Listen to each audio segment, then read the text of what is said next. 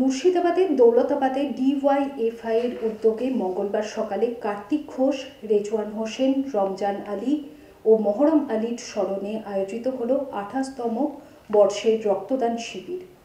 বিভিন্ন সম্প্রদায়ের মানুষরা এদিন এই শিবিরে স্বতঃস্ফূর্তভাবে অংশগ্রহণ করে রক্তদান করেন। এ প্রসঙ্গে কে কি বলেছেন দেখব। ভারতের গণতান্ত্রিক যুব ফেডারেশন ডিওয়াইএফআই দৌলতাবাদ লোকাল কমিটির উদ্যোগে আজকে 28তম রক্তদান শিবির। প্রতি বছরই আমরা এই রক্তদান শিবির করে থাকি দৌলতাবাদ লোকালের উদ্যোগে।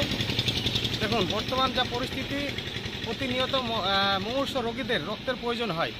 এই রক্তের প্রয়োজন মেটাতে আমরা ডিওয়াইএফআই ভারতের গণতান্ত্রিক যুব ফেডারেশন আমরা প্রতি বছর রক্তদান শিবির করি, যেটা ক্যালেন্ডার প্রকাশিত দিন আমাদের ঘোষণা। একদম প্রতি বছর 10 ডিসেম্বর আমরা এই রক্তদান শিবিরটা করে থাকি।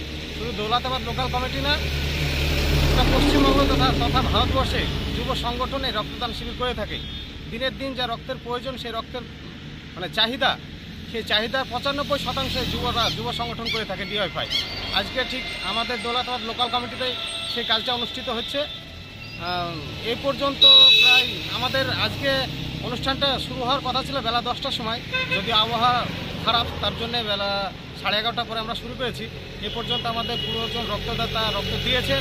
একজন মহিলা আছে, তার মধ্যে এখনও অনেকজন আছে, এই মুহূর্তে বেডেও অনেকজন দিচ্ছে। তো আমরা এটাই বলতে চাইছি যে মুমূর্ষ রোগী যারা আছে, প্রতিনিয়ত প্রসূতি মা থেকে শুরু করে যাদের রক্তের প্রয়োজন, সেই সমস্ত মানুষদের রক্ত দেওয়ার জন্য, তাদের পাশে থাকার জন্য আমরা সবসময় ডিওয়াইএফআই পাশে আছি।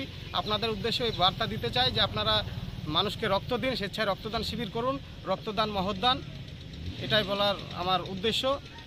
আজকে এখানে 28তম রক্তদান শিবির ডিওয়াইএফআই থেকে রক্তদান শিবির হচ্ছে।